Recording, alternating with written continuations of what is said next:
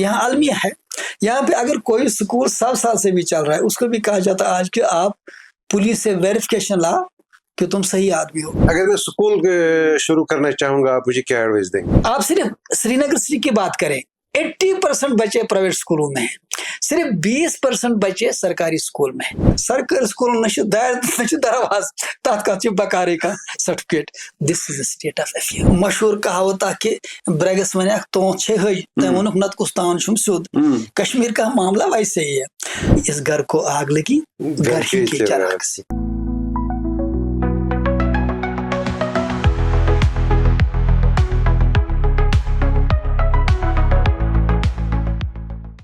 Chalk and talk में आपका खुशामदीद।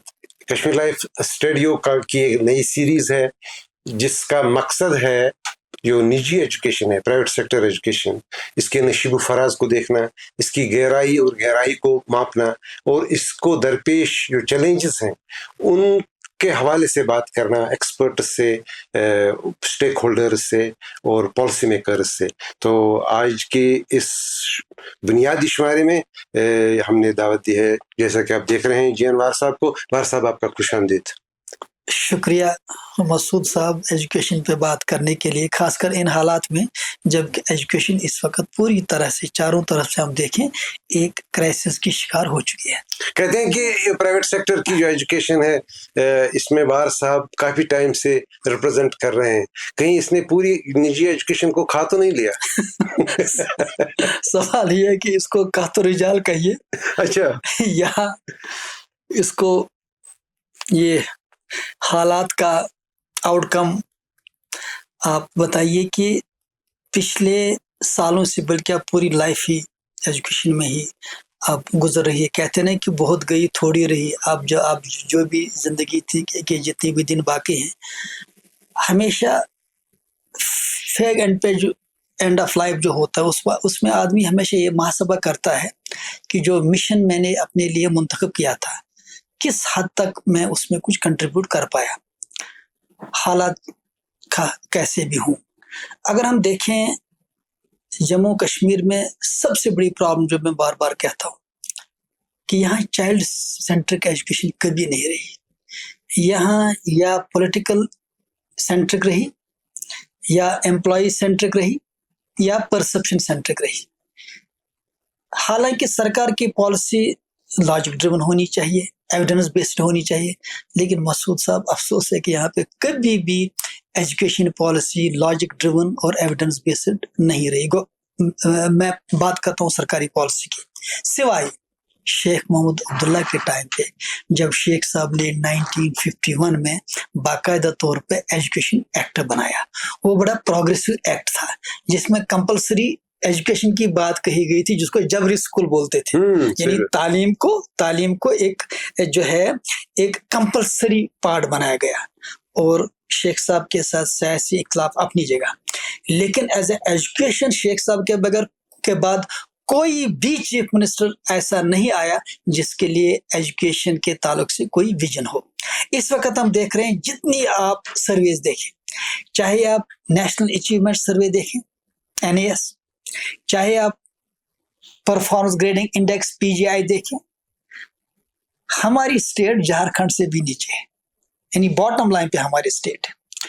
वो भी जमाना था कि जब आउट ऑफ स्कूल बच्चों की तादाद 10-15 हजार हुआ करती थी।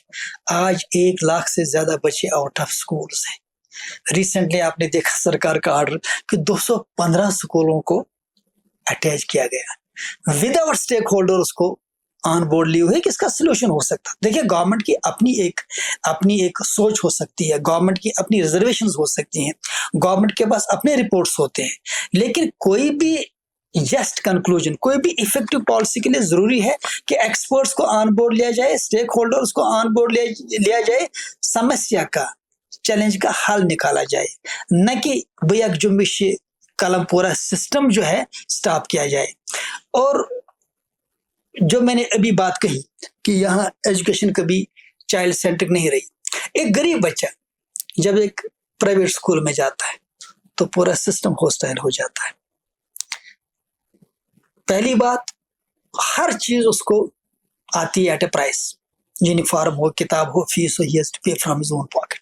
लेकिन यही बच्चा जब सरकारी स्कूल में जाता है तो पूरा सिस्टम इसको सपोर्ट करता है, यूनिफॉर्म फ्री, किताबें फ्री, फीस भी नहीं, एनकरेजमेंट भी हो जाती है और उसके साथ साथ स्कॉलरशिप भी मिलते हैं। यही गरीब बच्चा जब प्राइवेट स्कूल में जाता है वहां पे उसको हर चीज एट ए प्राइस। हालांकि आरटीई कहता है, राइट टू एजुकेशन एक्ट, कि 25% बच्चों को free of cost education reservation her private school में मिलनी चाहिए। बुनियादी तौर पे अगर हम देखें जो इस वक्त सबसे बड़ा इम्पोर्टेंट हमारे लिए एक जो इशू सामने है वो ये है कि सरकार गरीबों के नाम पे, एक गरीब बच्चे के नाम पे एजुकेशन कम, पॉलिटिक्स ज्यादा कर रही है। आप कहेंगे कैसे? अगर एक प्राइवेट स्कूल है तो उसको दर्जनों के हिसाब से एनओसी मांगी जाती है कि आपकी बिल्डिंग सेफ हो, फायर सेफ्टी इन प्लेस हो, केमिकल सेफ्टी सर्टिफिकेट हो, लेकिन यही बच्चा जब गवर्नमेंट स्कूल जाता है ना वहां पे फायर सेफ्टी और न वहाँ पे ना फायर सेफ्टी और कभी टीचर भी नहीं है, ना सर्टिफिकेट। और ये डिविजनल कमिश्नर एक दिन ये आप सुनिए, ये बड़ा जोक है। डिविजनल कमिश्नर साहब ने एक दिन मीटिंग बुलाई, हमने उसके सामने एक क्वेश्चन उठाया, हमने कहा जनाब ये बताइए, हमें फायर सेफ्टी भी मांगी जाती है, बिल्डिंग सेफ्टी भी मांगी जाती है, लेकिन गवर्नमेंट स्कूलों के लिए आप कोई चीज नहीं मांग रहे। तो मैंने आकाश पोज दोपन वुच सरकारी स्कूल दरवाज तथ कत बकारी का certificate. This is state of affairs. नहीं, इसलिए नाज़रीन मैं कुछ अदद शुमार आपकी खिदमत में पेश करना चाहूँगा। हमारे यहाँ पिछले कई बरस से स्कूलों की तादाद घट रही है। सरकारी स्कूल 4600 के आसपास बंद हो गए हैं या कम हो गए हैं। जो हमारी ओवरऑल स्कूल्स जो हैं 24,137 जो ताज़ा तरीन अदद शुमार हैं उसमें 18,724 सरकार के स्कूल हैं और बाकी रहा 5,413 के आसपास प्राइवेट स्कूल्स हैं। लेकिन जब हम प्राइवेट स्कूल्स की बात करते हैं तो 2019-20 से अगर हम देख लें तो इनमें बतदरीज कमी आती जा रही है। 19-20 में 5,585 थे, दूसरे साल 5,649 हो गए, 22 में 5,526 हो गए, 22-23 में 5,407 रह गए और अब की बार जो 23-24 का है उसमें थोड़ी सी बढ़ोतरी लग रही है। लेकिन सवाल मैं आपसे ये पूछना चाहूँगा कि एक ज़माना था जब प्राइवेट स्कूल 52% नए एडमिशन प्राइवेट स्कूल्स में जाते हैं, अब ये तादाद जो है परसेंटेज जो है 46% पहुँच गई है। इसकी वजह क्या है? क्या आप भी सरकारी स्कूल हो गए हैं? उसमें मसूद साहब पहली बात यह है कि 370 आर्टिकल के एब्रोगेशन के बाद जो लगातार कवानीन में तरमीम की गई वो किसी लॉजिक या रीजन की बिना पे या किसी एविडेंस की बिना पे नहीं किया। वो ये है कि अफसर को मूड आया, उसने सर्कुलर निकाला या दिल्ली से व्हाट्सएप आ गया, उसको सर्कुलर बनाया गया, इशू किया गया। उस वजह से क्या हुआ, एक ऑर्डर ऐसा भी आ गया कि स्कूलों के लिए इतनी फॉर्मेलिटीज रखी गई कि अमलन 550 स्कूल स्टेट लैंड के ताल्लुक से उस जद में आ गए। लाखों बच्चों का इशू था, हमने उस पर काफी एहतजाज किया। Finally we are thankful to senior council Zafar Shah जिसने पूरी मेहनत करके मुश्किल से उन बच्चों को एग्जाम दिलवाया। अभी आपने तो देखा होगा कि 215 स्कूल फिर इन ए वे जो है उनको सरकारी प्रिंसिपल्स या क्लस्टर्स के साथ अटैच किया गया। इससे एक हलचल जैसी पैदा हो गई, कहीं स्कूल लॉक भी हो गई, जिस पे हम लगातार उस वक्त भी लड़ा, इस वक्त भी लड़ा। यही वजह है कि अब देखिए प्राइवेट स्कूलों का इस वक्त जिंदा रहना ये उजूबी से कम नहीं है, क्योंकि सारी पॉलिसीज अगेंस्ट प्राइवेट स्कूल्स हैं, मैक्सिमम पॉलिसीज। उसकी एक वजह है, India as a social Republic, Jawaharlal Nehru की बात करें तो सारा यहाँ पे सरकारी सेक्टर में था, प्राइवेट सेक्टर के लिए कोई स्पेस नहीं थी। उसके बाद नरसिम्हा राव के दौर के बाद जो डिसइन्वेस्टमेंट, इकोनॉमिक लिबरलाइजेशन वगैरह, जो बल्कि एक मिनिस्ट्री बनाएगी डिसइन्वेस्टमेंट, कहाँ कहाँ सरकार को डिसइन्वेस्ट करना है, वहां पे प्राइवेटाइजेशन हो गई। लेकिन कश्मीर में पॉलिटिकल रीजंस की वजह से उसका लाभ, उसका फायदा नहीं पहुंचा। यही वजह है कि आप देखिए, आप डाइकाट में देख लीजिए मसूद साहब, सरकार के पास 23,800 कुछ स्कूल थे, उसमें तकरीबन 12 लाख बच्चे, اور ہمارے پاس 5,800 اسکول تھے، اس میں بھی 12 لاکھ بچے. وہی تو میں دیکھ رہا تھا، مطلب جو 23-24 میں آپ کے پاس لیٹسٹ ڈاٹا ہے، یہ آج کا ڈاٹا ہے، میں صرف ایک سال پہلے کی بات کر رہا ہوں. 23-24 میں سچویشن یہ ہے کہ آپ کے پاس 12 لاکھ بچے ہیں اور سرکار کے پاس 14 لاکھ سے کچھ زیادہ بچے ہیں. نہیں، یہ دیکھیں 14 لاکھ میں بھی یہ 1-2 لاکھ ہمیشہ چونکہ گورنمنٹ کی جو سروے ہوتی ہے یہ تھوڑا بیاسڈ رہتی ہے. اچھا، جیسے بچہ کہیں پڑھ رہا ہے لیکن انرول کہاں پہ کہیں اور ہے.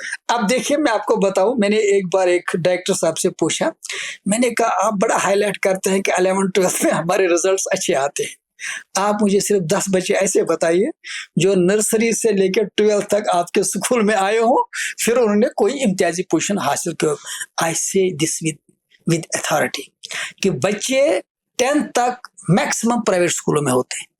آپ صرف سری نگر سٹی کی بات کریں، 80% بچے پرائیویٹ اسکولوں میں ہیں، صرف 20% بچے سرکاری اسکول میں ہیں. لیکن جب یہ 10th پاس کرتے ہیں تو یہ ڈمی ایڈمیشن لیتے ہیں سرکاری اسکولوں میں اور کوچنگ سینٹرز میں کوچنگ حاصل کرتے ہیں. جب رزلٹ آتا ہے تو ڈمی ایڈمیشن کے حساب سے سرکار اس کو پبلسائز کرتی ہے. Means they are hoodwinking public opinion. یہ لوگوں کو دھوکہ دے رہے ہیں اور اس طرح سے خود سرکار اپنے آپ کو ہی دھوکہ دے رہی کیونکہ سرکار پبلک ویلفیئر کے لیے. یہ بہت زیادتی کی بات ہے کہ یہاں پہ کبھی ڈیٹا سے کام نہیں لیا گیا. اسی وجہ سے میں آپ کے اس پروگرام کے تعلق سے ایک چھوٹا سا چیلنج رکھتا ہوں کہ مجھے سرکار صرف یہ بتائیے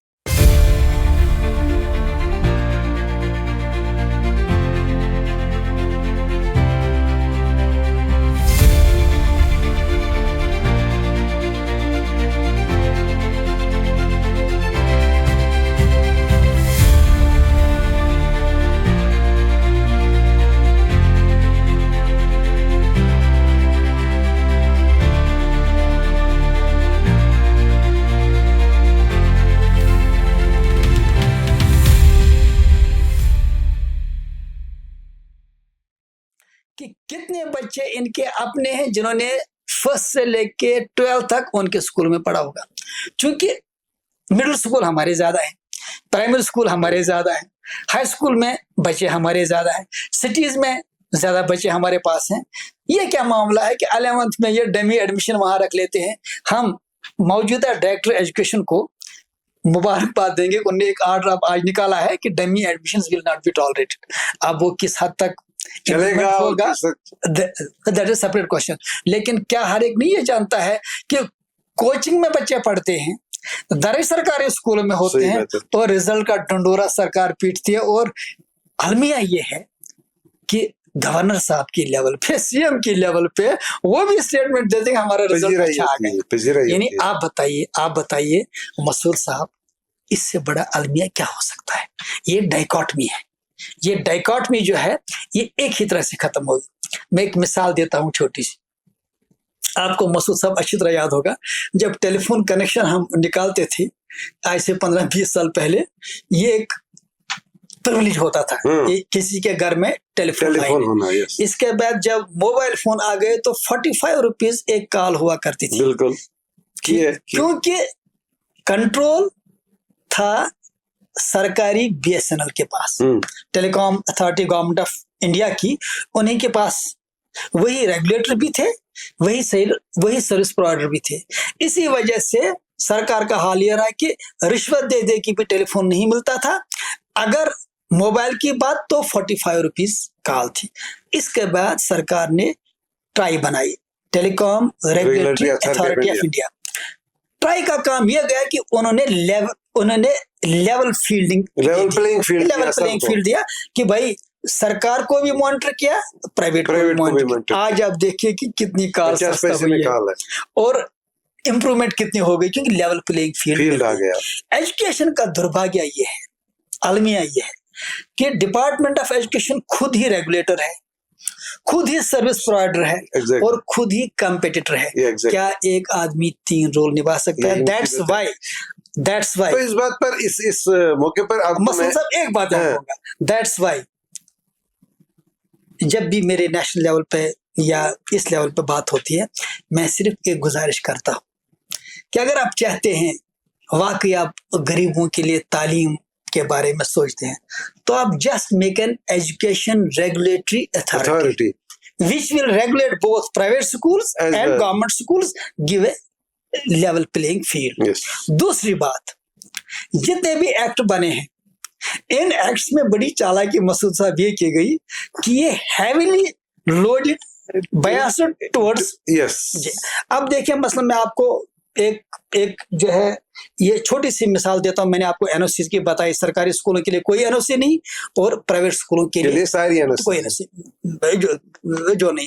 جتنی بھی پالیسی مثلا شیخ صاحب کا جو ایکٹ 1951 کا ایکٹ وہ بڑا پروگریسو ایکٹ تھا. اس کے بعد سلولی انہوں نے کیا کیا, ایکٹ کہتا ہے کہ ہر باڈی میں پرائیویٹ اسکولز کے ریپرزنٹیٹیوز ہونے چاہیے. ایکٹ کہتا ہے کہ there must be an education board جس میں ایکسپرٹس ہوں, اس میں ڈیفائن کیا گیا, اس میں پرائیویٹ پلیئرز بھی ہوں. لیکن یہ کیا چالکی کرتے ہیں, مثلا بورڈ کے 5 ممبر ہیں, اس کے ساتھ لکھتے ہیں دے مے ٹیک اے ممبر فرام پرائیویٹ اسکول. میں انسرٹن نہیں ہے تو ان کی مرضی آئی لیں گے. عام طور پہ ان کی مرضی ہوتی ہے کہ پرائیویٹ سیکٹر کو ہم رکھیں ہی نہیں.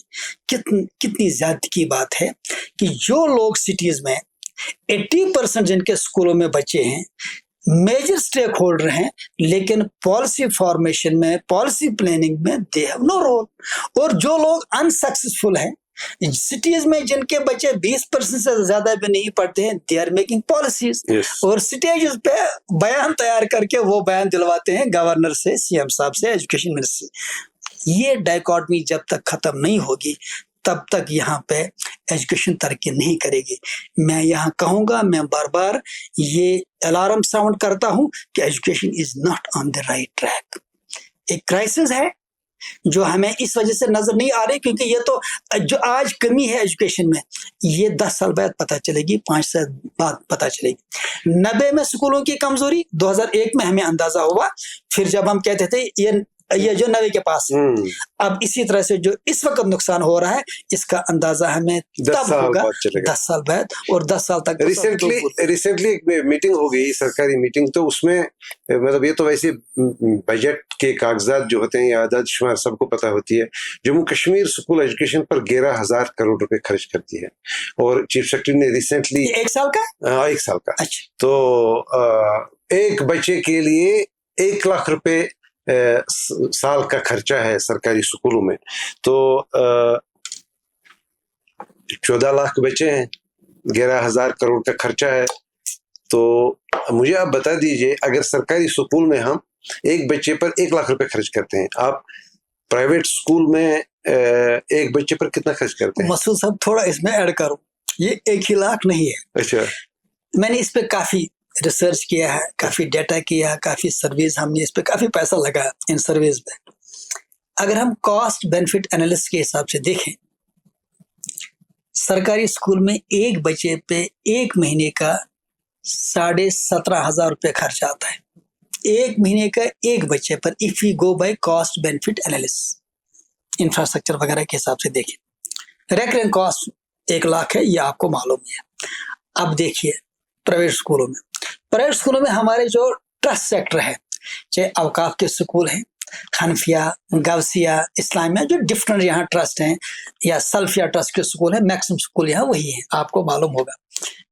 ان اسکولوں میں تقریباً 60% بچے انہی میں پڑھتے ہیں. 20-25% بچے وہ ہیں کہ جو ڈفرنٹ کمیونٹی رن انیشیٹیوز ہیں. جیسے کسی گاؤں میں اسکول نہیں ہے, لوگوں نے سوچا کہ ہم یہاں اسکول قائم کریں گے. یہ سب زیادہ اسکول ہیں. ان اسکولوں کی فیس 150 روپے اسٹارٹ ہوتی ہے, 150, 200, 300, 400, 500, میکسیمم 600, اس سے زیادہ کسی اسکول کی فیس ہے ہی نہیں. اس کے بعد یہ جو پرائیویٹ, یہ بے روزگار لوگ جو لون وون لے کے اسکول چلاتے ہیں, ان کی فیس 1,000-1,500 کے آس پاس ہے. اس کے بعد بڑے اسکول جن کو ہم بولتے ہیں ان کی فیس 2,000-2,500. چند اسکول ہوں گے جن کی فیس 4,000-3,000 ہوگی. اکا دکا 1-2 اسکول ایسے ہوں گے جن کی فیس 7,000 6,000 وغیرہ ہوگی. جب ہم اس کا ایوریج نکالیں گے، اور ہم نے نکالی ہے، یہ میں ایتھنٹک ڈاٹا بار بار دیتا ہوں، اور اللہ کا احسان ہے کہ آج تک کسی بھی گورنمنٹ نے میری ڈاٹا کو چیلنج نہیں کیا نہ کر. چاہے میں نے کوچنگ کا ڈاٹا دیا، چاہے میں نے اسکول کا ڈاٹا دیا، government accept that yes it is authentic data. کوئی آج تک اس کو کنفرم نہیں کر پایا. ڈیٹا کے حساب سے جو میں ابھی آپ سے جو کہہ رہا ہے، بالکل ایک الگ سی پکچر ہے. وہ ہے کہ 530 روپیہ پر چائلڈ پر منتھ خرچہ آتا ہے. یعنی ایک بچے پہ ایوریج خرچہ پرائیویٹ اسکول میں 530 روپے آتا ہے. سرکاری اسکولوں میں اگر ہم کاسٹ بینیفٹ اینالسس کے حساب سے دیکھیں، میں نے بتا دیا کتنا آتا ہے. اگر ریکرنگ دیکھیں گے تو 10,000 روپے ایک مہینے کا ایک بچے پہ خرچہ آتا ہے. اب مجھے بتائیے اس سے بڑی ڈائیکاٹمی کیا ہو سکتی ہے؟ کتنا بڑا ہے ہمارا پرائیویٹ سیکٹر اگر ہم مانیٹریلی دیکھ لیں ٹرن اوور کے حساب سے؟ کوئی اندازہ ہے؟ دیکھیے جو ہے مسعود صاحب، یہ بڑا اہم کوشچن آپ کا ہے. اگر ہم دیکھیں منیمم جو انویسٹمنٹ ہے پرائیویٹ سیکٹر میں وہ 20,000 کروڑ سے زیادہ ہے. یہ جو ٹورزم کی بات کی جاتی ہے پولیٹیکل ریزنز کے لیے یا پیس وغیرہ کو وہ جو دکھانے کے لیے، ٹورزم ہر گاؤں میں نہیں ہے، لیکن سکول آپ کا ہر گاؤں میں. ٹورزم اتنے لوگوں کو روزگار نہیں دے پاتا ہے جتنا سکول دے پاتا. سکول میں تقریباً 100,000 کے آس پاس ٹیچنگ، نان ٹیچنگ اور الائڈ سٹاف ہے. ضمن میں عرض کروں کہ میں پچھلے کئی برس کا ڈاٹا دیکھ رہا تھا. سرکار نے ٹیچرز اپوائنٹ کرنے بند کر دیے ہیں، جبکہ پرائیویٹ سیکٹر میں بائی ایوریج 6,000 لوگ ہر سال یہ آپ نے خود دیکھا، اور یہ سرکاری اعداد شمار ہے، میرے اپنے نہیں ہیں. اب دیکھیے مسعود صاحب، المیہ کیا ہے، اور جو چیز میں چاہوں گا کہ آپ اپنے اس موقر چینل کے تھرو ہائی لائٹ کریں، کیونکہ یہ میرا معاملہ نہیں، بچوں کا یہ معاملہ نہیں، یہ ان غریب لوگوں کے روزگار کا معاملہ ہے. اگر ایک آدمی کشمیر میں انڈسٹری ڈالنا چاہتا ہے، ہوٹل بنانا چاہتا ہے، تو سرکار اس کو ایز اے سسٹم سپورٹ کرتی ہے، اس کو سبسڈی دی جاتی ہے وغیرہ، اس کو ہیلپ کیا جاتا ہے، NOC سنگل ونڈو کلیئرنس دی جاتی ہے. کہا جاتا ہے کہ اس سے اکانومی گرو ہوگی یا بے روزگاروں کو روزگار ملے گی. لیکن پرائیویٹ سکول میں اتنے لوگوں کو 100,000 کے آس پاس لوگوں کو روزگار ملتا ہے، اس کو سپورٹ کرنے کے بجائے الٹا ہراس کیا جاتا ہے. ایک چیز مجھے بتا دیجیے، اگر آپ کے سکولوں میں بھی وہی کتاب پڑھائی جاتی ہے جو سرکاری سکول میں پڑھائی جاتی ہے، میں اپنے بچے کو آپ کے سکول کو بھیجوں؟ سوال یہ ہے، کہتے ہیں نا کہ کشمیر میں کسی نے سو مشہور کہاوت کہ برگس ون تو تمہ نت کس تان چھم سیود. کشمیر کا معاملہ ویسے ہی ہے. سوال یہ ہے، گورنمنٹ نے 2-3 سال پہلے ایک آرڈر نکالا کہ جو کتابیں سرکاری اسکولوں میں پڑھی جائیں وہی کتابیں پرائیویٹ اسکول میں بھی پڑھی جائے.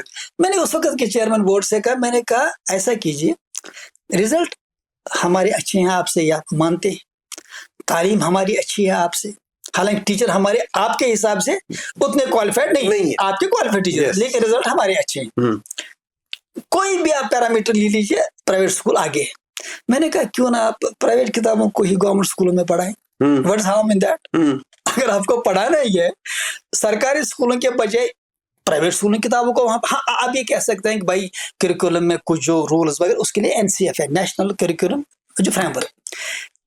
ہر کتاب NCERT NCF کے حساب سے ہوتی ہے. فرق یہ ہے پریزنٹیشن الگ ہے، اورینٹیشن الگ ہے، کوالٹی الگ ہے، پرنٹ کوالٹی، کنٹینٹ کوالٹی، یا یہ جو الگ ہے. اب جب سرکار نے یہ آرڈر نکالا، دوسرے دن سے ہی کرائسس سٹارٹ ہو گئی. کسی پیرنٹ نے ان کتابوں مطلب وہ ان کتابوں کو لینے کے لیے تیار ہی نہیں ہوئی. عملاً 2 کتابیں بچوں کو لانی پڑ رہی تھی. پھر سرکار نے، میں we must be thankful to principal secretary education, جب اس نے میٹنگ لی اس نے کہا میں سمجھ گیا، لیکن اب یہ آرڈر آیا ہے اور ہائی کورٹ نے بھی اس میں کچھ آرڈر وارڈر دیا ہے، لہٰذا آپ اپنی کتابیں لگا سکتے ہیں مجھے پوچھے بغیر. یہاں ڈائیکاٹ میرا دوست ایک ہے، وہ براڈ کاسٹر ہے، نام طلحہ جہانگیر ہے، کامیڈی بھی کرتے ہیں. تو اس نے ایک دن کہا میں ایجوکیشن منسٹر کے ساتھ کسی سکول میں گیا تھا، تو وہاں استانی پڑھا رہی تھی غان سے گوڑا. تو میں نے کہا اس گھوڑے کا امس گرس ویسے دال ہی پکی نہ. تو کیا سرکاری سکولوں میں جو نظام تعلیم ہے کریکولم ہے اب وہ آپ پر بھی امپلیمنٹ ہو گیا تو آپ بھی گین سے گھوڑا چلائیں گے کیا؟ سوال یہ ہے مسعود صاحب، آپ اندازہ کریں، آپ کے وہ دوست ہیں، پوچھ بھی سکتے ہیں اسے، پیرزادہ سعید صاحب، جب وہ اندر گئے چونکہ بورڈ کلیئر نہیں تھا، اس نے دیکھا کہ اندر ٹیچرز بیٹھے ہیں تکیے لگا کے. یہ فیکٹ ہے، یہ آپ ہی نے سٹوری کی ہے. اگر آپ کشمیر لائف کا شمارہ دیکھیں، آپ نے اس پہ باقاعدہ سٹوری کی تھی، بڑی ڈیٹیل سٹوری اس میں آئی تھی. اگر آپ یاد کریں گوگل میں آپ کو ملے گا اپنی ہی جو شمارے کی. تو اسے دیکھا کہ تکیے وغیرہ وہاں اچھی طرح لگے ہیں اور وہاں پہ ڈرائی فروٹ وائی فروٹ اور ایک دو جو سرونٹ ہیں ان کو سرو کر رہے تھے. حیران ہو گیا منسٹر بڑا لال قلعہ ہو گیا، کہا یہ پرائیویٹ اسکولوں کی حالت ہے. اب اس نے کہا کہ یہ اس کو بلا اتنے میں اس کو کان میں کسی نے کہا کہ جناب یہ سرکاری اسکول ہے، کیونکہ بورڈ پہ کلیئر نہیں تھا. ان کے جو گھروں میں نوکر تھے ان کو وہاں رکھا تھا اور اس میں ہائی اسکول بھی 3 اسکولوں کو اسی ایک بلڈنگ میں کلب کیا تھا. اس کے بعد شاہ فیصل وغیرہ انہوں نے کافی اس میں چینج نہیں. یہ سوری اسٹیٹ آف افیئرس ہے مسعود صاحب، یہ ہنسنے کی نہیں، یہ رونے کی بات ہے.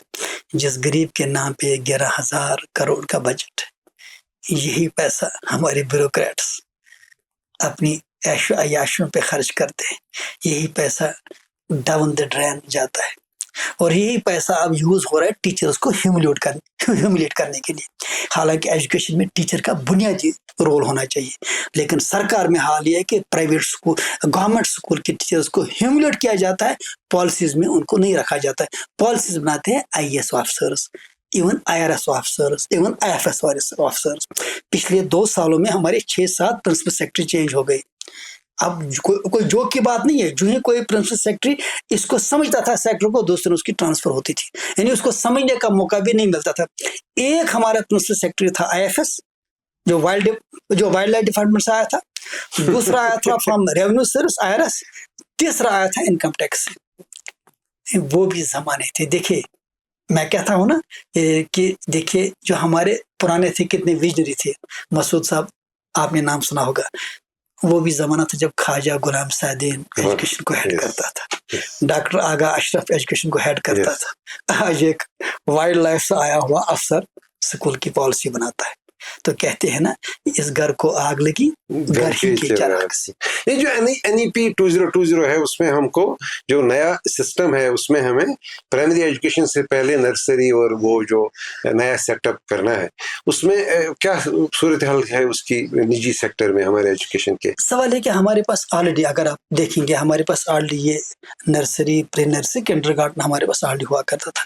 سرکار کو اس کو امپلیمنٹ کرنے میں 40 سال لگ گئے. اب سرکار کرے کہ ہم بھی کنڈر گارڈن اپنے اسکولوں میں جو آپ نے دیکھا ہوگا آرڈر کیے ہیں، پلے وے اسکول وغیرہ نظر رکھیں، یعنی پرائیویٹ سیکٹر تک کوالٹی میں پہنچنے کے لیے ان کو 40 سال لگ گئے. دیکھیے ہمارے پاس ایک ایویڈنٹ مثال ہے گورنمنٹ ٹرانسپورٹ کی. جب ہم چھوٹے بچے تھے ہمارے ان دنوں سرکاری بسیں ہی ہوتی تھی، لیکن جب پرائیویٹ ٹرانسپورٹ آ گیا، آج آپ مجھے بتائیے سرکاری بسیں کہاں گئی. دیکھیے جب آپ پرائیویٹ سیکٹر کو اسپیس دیں گے، جب ایک سرکار آپ ان کو انکریج کریں گے، سوسائٹی آگے بڑھے گی. دنیا کی جتنی بھی آرگنائزیشنز ہیں بڑی، ریڈ کراس لے لیجیے، یونیسیف لے لیجیے، یونیسکو لے لیجیے، UN لے لیجیے، they are all private NGOs. وہ ساری NGOs ہیں، وہ تو ساری آپ نان پروفٹ جو سوسائٹیز ہیں. ہارورڈ کی بات کر لیجیے، یونیورسٹیز کی، وہ ایک کارپوریٹ ہے، وہ ایک کارپوریشن جو ہے ان اے وے وہ ایک پرائیویٹ ادارہ ہے جو انڈومنٹ فنڈ سے چلتا ہے. دیکھیے ڈیولپڈ کنٹریز میں پرائیویٹ سیکٹر کو انکریج کیا جاتا ہے اور انڈر ڈیولپڈ سوسائٹیز میں پرائیویٹ سیکٹر کو ڈسکریج کیا جاتا ہے، ہیوملیٹ کیا جاتا ہے. اسی وجہ سے اکانومی گرو نہیں ہوتی ہے. جب تک آپ پرائیویٹ سیکٹر کو اس کا واضح مقام نہ دیں، ان کو انکریج نہ کریں، تب تک یہ ڈائیکاٹ میں رہے گی. جیسے میں نے آپ کو بتا دیا، 1 لاکھ سے زیادہ لوگوں کو پرائیویٹ سکول روزگار دے رہے ہیں، لیکن انکریج کرنے کے بجائے گورنمنٹ ان کو ڈسکریج کرتی ہے. اگر یہ اس کے برعکس کوئی پولوشن والی انڈسٹری بھی ڈالے گا، گورنمنٹ اس کو سبسڈی دیتی ہے. لاجک حالانکہ سیم ہے کہ وہاں روزگار ہے، یہاں بھی روزگار ہے، اور اس سے کہیں گنا زیادہ روزگار ہے، لیکن وہی पॉलिसी में क्लैश वार साहब जो हमारे प्राइवेट स्कूल हैं, अगर उनके ट्रांसपोर्ट सेक्शंस जो हैं, ट्रांसपोर्ट हर एक का अपना ट्रांसपोर्ट है, अगर उन सब को जमा करेंगे तो ये जम्मू कश्मीर का सबसे बड़ा ट्रांसपोर्ट सर्विस बन सकता है। आप हर स्कूल 1.5 ईंट की मस्जिद में क्यों बंद है? क्यों ना आप इस पूरे ट्रांसपोर्ट सिस्टम को एक पूल बनाएंगे, एक कारपोरेशन बनाएंगे, ताकि आपके मुलाजमीन जो है उनकी भी तनख्वाह बढ़ेगी, उनका इंश्योरेंस बेहतर हो जाएगा और आपको कुछ ऐसे बेनिफिट्स मिलेंगे जो शायद इस वक्त उनको अवेलेबल नहीं है। मसूद साहब, ये बड़ा कहना है, ये बड़ा एक इंटेलेक्चुअल सोच है कि अगर इतनी बसें प्राइवेट सेक्टर के पास हैं, क्यों ना कोई ऐसा ऐप या कोई ऐसा मैकेनिज्म डिवाइड किया जाए कि बच्चे को स्कूल जाना है, इरेस्पेक्टिव ऑफ गाड़ी कौन सी है, उसको स्कूल ड्रॉप करना चाहिए। फिर चूंकि स्कूल की गाड़ी सिर्फ सुबह और शाम चलती है, दिन में बेकार रहती है, लॉस होता है ना। और जब हम गवर्नमेंट की लाइसेंस एज, दूसरी चीज वो गवर्नमेंट के हिसाब से देखें, कॉमर्शियल व्हीकल्स के हिसाब से रिसोर्स भी लॉस, गाड़ियों का भी लॉस। और एक और चीज, यही गाड़ी प्राइवेट सेक्टर में सारे टैक्स उस पे हैं, और यही गाड़ी अगर स्कूल की है, एक तरफ से कहा जाता है कि नॉन प्रॉफिट सेक्टर है, नॉन टैक्स सेक्टर है, सारे टैक्सेस, कॉमर्शियल टैक्सेस उन गाड़ी पर लगाए जाते हैं। अब प्रॉब्लम यह है, अगर हम खुद कोई प्रोग्राम बनाए, कोई मैकेनिज्म बनाए, कोई ऐप बनाए, सरकार उसको अलाउ नहीं करती है, सरकार इस पे सोचती नहीं है। आप मुझे बताइए, उबर, ओला, ये ऑनलाइन कैब कब से दिल्ली में है? यहाँ तो 2, 3, 5, 6 महीने से ही स्टार्ट हो गई। वजह है कि यहाँ पे इम्प्लीमेंटेशन बहुत स्लो है, गवर्नमेंट बाबू टाइप गवर्नमेंट है, ब्यूरोक्रेसी हर डिसीजन पे हैवी है, कश्र पठित होना अफसर नोद राजा, और तुम सिर्फ यहाँ सबसे बड़ी प्रॉब्लम है कि एजुकेशन को यहाँ बाबू लोग जो है कंट्रोल मैकेनिज्म और एडमिनिस्ट्रेटिव एंगल से देखते हैं, वो एकेडमिक एंगल से नहीं देखते हैं। अब जब एक कमिश्नर सेक्रेटरी आता है तो उसकी प्रायोरिटी होती है कि मेरे प्राइवेट स्कूलों के साथ दबाव रखूं ताकि मेरे 1-2 रिश्तेदार एडजस्ट हो जाएं, दूसरा उनकी फीस कंसेशन हो, तीसरा हमें एडमिशन प्रेस्टीज स्कूलों में मिले और हमारा कंट्रोल रहे। उनको इससे गरज नहीं होती कि तालीम कैसी है, वहाँ पढ़ाते भी हैं कि नहीं पढ़ाते हैं। इसी वजह से ये NEP का जो ये डोंग रचाया जा रहा है, हालांकि हर स्टेट ने इस पे रिसर्च की, तमिलनाडु ने इनकार कर दिया, कर्नाटक ने इनकार कर दिया, लेकिन यहाँ पे जो दिल्ली से आता है वो माना जाता है कि ये बाइबल है। तो अब यहाँ ये जो NEP की बात कही जा रही है, इसमें सबसे इम्पोर्टेंट है चैप्टर 8 ऑफ NEP सेज कि स्कूलों को जो जज किया जाएगा on the basis of learning outcomes, उसके लिए बाकायदा तौर पे सरकार को बनाई है SSSA, state school standard authority. आज तक गवर्नमेंट ने नहीं बनाई। यानी जहां आउटकम की बात है, जहां क्वालिटी की बात है, वहां सरकार नहीं करती है, और जहां पे सिर्फ आईवाश की बात है, लोगों को बेवकूफ बनाने वाली बात है, उसको एक परसेप्शन के जरिए आम किया जाता है। आप देखिए 370 का जो एब्रिगेशन हुआ, अगर आप मसूद साहब अपने ही अखबार देखें, मुझे पता नहीं आपको उस वक्त ऐड मिले कि नहीं मिले, लेकिन जन अखबारों को ऐड नहीं मिला। अच्छा, इसमें हम तो टोकरी में मत डालिए। तो उसमें जो है, जब जो ऐड आए दिल्ली से, उसमें पॉइंट नंबर 2 या 3 था मोदी जी की तरफ से कि अब 370 हटाने के, 370 जो है वो एबॉलिश करने के, और 35 से उसके लॉजिक दिए गए थे, रीजन दिए गए थे और बेनिफिट बताए गए थे। तीसरा बेनिफिट था, अब RTE का लाभ जम्मू कश्मीर को मिलेगा। अभी तक वो लाभ जम्मू कश्मीर को नहीं मिला, अभी तक उन गरीब बच्चों को उससे कोई फायदा नहीं मिला जिनकी बात कही गई। सवाल यह कि कहने और करने में फर्क है। Government has, let me say boldly, government has never taken education sector seriously. ये वोट बैंक्स या परसेप्शन या पब्लिक परसेप्शन, आप देखिए अलमिया, आपके सामने मसूद साहब बात है, पिछले दिनों टेम्परेचर मामूली बढ़ता है तो स्कूल बंद करो, सैलाब सिर्फ चंद जगहों पे आ गए तो पूरे स्कूल बंद करो। सवाल ये है, ये बाहर जब हम देखते हैं कश्मीर से बाहर 230 डेज एक बच्चे को वर्किंग डेज मिलते हैं, 220 डेज मिलते हैं साल में, और यहाँ पे 140 150 कहाँ जाएंगे हमारे बच्चे? 180 डेज रिक्वायरमेंट है एज पर बोर्ड, वो भी नहीं मिलते। ہماری تو اپنی سرکار آ گئی، چن کے سرکار آ گئی عمر صاحب کی سربراہی میں. انہوں نے پہلا فیصلہ کیا کہ ہم پرانے سسٹم میں جائیں گے جو ابالش کیا گیا تھا. امتحان جاڑے سے پہلے ہو جائیں گے. جی تو کیا آپ کی جو یہ کشمیری میں جو کہتے ہیں نا داد بے داد، جی عمر صاحب نہیں سن رہے ہیں کیا؟ جو دیکھیے، ہم عمر صاحب کو یہ کریڈٹ ضرور دینا چاہیں گے کہ بڑا بولڈ ڈیسیژن انہوں نے لیا. جو ہی گورنمنٹ بنی تو پہلی میٹنگ میں میں نے ہی وہاں پہ بالکل پتہ پورے ہے وہ جو ایشو اٹھایا تو سی ایم نے اسی وقت ڈیسیژن لیا.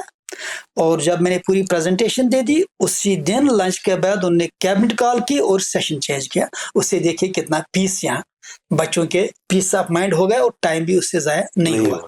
یہ ہم ان کو، لیکن ریسنٹلی میری سی ایم صاحب سے پھر میٹنگ ہو گئی.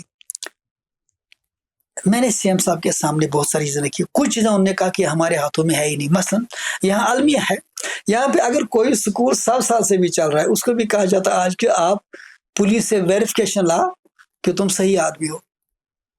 اس کو بولتے ہیں PNC، political non involvement certificate. یہ کہیں نہیں ہے لیکن کشمیر میں ہے. ایون جموں میں بھی زیادہ اس پر زور نہیں، لیکن یہاں ہر آدمی سے مانگی جاتی PNC. اس میں سال لگتے ہیں، تب تک سکول بند ہو جاتا ہے، تب تک ساری NOCs ایکسپائر ہو جاتی ہے. یہ ایک بہت بڑا ایشو ہے. انہوں نے کہا یہ میرے ہاتھوں میں نہیں ہے. دوسری چیزیں جب میں نے جو ان کو کہی، چونکہ اب CM بزی ہوتا ہے، پرابلم یہ ہے کہ ان کے ذہن میں جو مجھے لگا یہ چیزیں ہیں کہ شاید سسٹم کسی لاجک پہ بنا ہے، اگر ہم ابرپٹلی چینج کریں گے تو کوئی بوم رینگ نہ ہو. اب اس کے لیے ضرورت تھا کہ ایک ایجوکیشن بورڈ ہو، جو کہ ہماری MLAs کے کئی سارے MLAs سے اس پہ ڈسکس ہوا تھا. انہوں نے کہا تھا یہ education board as per act ہے، لیکن نہیں بن رہا ہے. دیکھیے میں حیران ہوں. ٹھیک ہے اسٹیٹ گورنمنٹ کے پاورز کتنے ہیں کیا نہیں، لیکن ایجوکیشن میں وہ کچھ کر سکتے ہیں. جو وہ کر سکتے ہیں وہ بھی نہیں کرتے، اس کا المیہ ہے. اس میں اب CM صاحب کے پاس کیا فیکچوئل پوزیشن ہے کہ نہیں ہے، کیونکہ الٹیمیٹلی مسعود صاحب ایک چیز ہمیں ماننی پڑے گی، وہ یہ ہے کہ جب یہ پولیٹیشین پاور سے باہر ہوتا ہے، یہ کہتا ہے جو ہی پاور میں آؤں گا تو ان بیوروکریٹس کو نہیں چھوڑوں گا، لیکن جب پاور میں آتا تو بیوروکریٹس کو اس کی لینگویج اس کو نہیں چھوڑتا. کیونکہ یہ ہمیشہ یہاں پرابلم یہ ہوتی ہے کہ اس کی انٹریکشن ہے. دیکھیے میرا کمشنر سیکٹری منسٹر سے ہفتے میں 7 بار ملتا ہے، مجھے سال میں بھی ٹائم نہیں ملتا ہے. اب وہ اس کو ہیویلی بایاس کر دیتا ہے. اسی وجہ سے جب تک دیکھیں ہمیں ماننا پڑے گا کہ نریندر مودی جی نے جو 70 نان IPS آفیسرز کو ایک پرٹیکولر آئیڈیالوجی کو لایا امپورٹنٹ پوزیشنز پہ، اور یہ پروسیس اس نے بہت حد تک ان کو ختم کر دیا. اس کا ریزن یہی ہے کہ بیوروکریٹ کبھی بھی کوئی کام نہیں ہونے دیں گے جس سے ان کے پاور میں، ان کے کنٹرول میکنزم میں کوئی کمی آئے.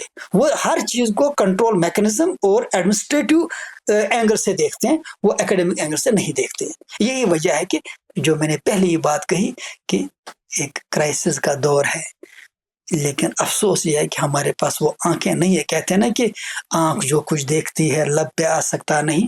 میں حیرت ہوں کہ دنیا کیسے کیا ہو جائے گی. شاید اقبال نے بھی وہی دعا کی تھی نا کہ میرا وہ کیا ہے، وہ ان کی مشہور غزل ہے، خدایا آرزو میری یہی ہے، میرا نور بصیرت عام کر دے. کاش جو ہم دیکھ رہے ہیں کاش وہ لوگ بھی دیکھیں جو پرائیویٹ اسکولوں کو گالیاں دیتے ہیں، جو پرائیویٹ اسکولوں کو کہتے ہیں یہ لوٹر ہے، یہ چور ہے. ان کو پتہ ہی نہیں کہ ان کو یہ کون کہلوا رہا ہے. اور جو پرائیویٹ اسکولوں کے خلاف لکھتے ہیں یا تو ان کے پروفائل لاک ہوتے ہیں یا تو وہ فیک ہوتے ہیں. ایک نیریٹو بنایا جا رہا ہے کہ یہ رہا سا جو سیکٹر ہے اس کو بھی ختم کیا جائے. اب دیکھیے مسعود صاحب، وہ زمانہ بھی 90s میں جب یہاں پل جلائے گئے، سکول جلائے گئے، یہی پرائیویٹ سیکٹر تھا جس نے اس تعلیم کی روشن کو، شمع کو روشن رکھا. آج دیکھیے یہ پرائیویٹ اسکول، جب میں پرائیویٹ اسکولوں کے تعلق سے بات کرتا ہوں تو دیکھتا ہوں کہ 90% لوگ صرف گالیاں ہی دیتے ہیں. قصور کیا ہے؟ ہم ایجوکیشن کی بات کرتے ہیں، یہ لوٹر ہیں، یہ ایسے ہیں ویسے ہیں. خیر میں اس پہ نہیں جاؤں گا، وہ کون ہیں، سوشل میڈیا پہ کون لوگ ہیں. لیکن اس سے کیا ہوتا ہے کہ جب ایک ماحول بنایا جاتا ہے پرائیویٹ اسکولوں کے خلاف، تو یہ بچے پھر ان کے بچے انہی اسکولوں میں جاتے ہیں پھر وہ ڈس اوبیڈینٹ ہو جاتے ہیں. ان کی نیگیٹو پرسنل ان کے نیگیٹو ٹریٹس جو ہے ڈیولپ ہو جاتے ہیں. اسی وجہ سے نبی پاک صلی اللہ علیہ وسلم کا جو حدیث تھا کہ اعلیٰ علم جو ہے شہید کے خون کے برابر ہوتی ہے، اس میں زور دیا گیا تھا کہ کتنی عزت کتنا احترام ہونا چاہیے تھا ٹیچرز کا، اسکولوں کا. لیکن آج جب ایک ماں باپ بچے کے سامنے ہی پرائیویٹ اسکول کی مخالفت کرے گا تو بچہ وہاں کیا سیکھے گا؟ چاک اینڈ ٹاک کے اس پہلے ایپیسوڈ میں ایک بات میں ذاتی طور پر کہنا چاہوں گا کہ جموں کشمیر میں پرائیویٹ سیکٹر ایجوکیشن کے جو کاسٹس ہیں وہ اگر پورے ملک کا ایوریج دیکھ لیں گے تو بہت کم ہے. تو یہاں تو لاکھوں روپے دلی میں جاتے ہیں پرائیویٹ سیکٹر اسکول میں ایڈمیشن کے لیے، یہاں اتنا طوفان بھی نہیں ہے. کچھ اسکولز ایکسپینسو ہیں لیکن یہ by and large budget schools ہیں. لیکن وار صاحب اس ایپیسوڈ کے آخر میں کیونکہ ٹائم مکمل ہو ہی گیا، لیکن میں اگر آپ کاؤنٹ کر لیں گے وٹ آر دا چیلنجز، میں ڈیٹیل نہیں مانگوں گا، چیلنجز کیا ہیں آپ کے پاس، ایک دو کر کے بتا دیجیے گا. پہلا چیلنج یہ ہے کہ پرائیویٹ ایجوکیشن سیکٹر کے پاس سپیس نہیں ہے. صحیح بات ہے. سپیس کا مطلب یہ ہے کہ جو ایکٹ کہتا ہے کہ there must be an education advisory board, یا جس کو ہم ایجوکیشن کمیشن بولتے ہیں، آج تک اس ایجوکیشن کمیشن کو نہیں بنایا گیا.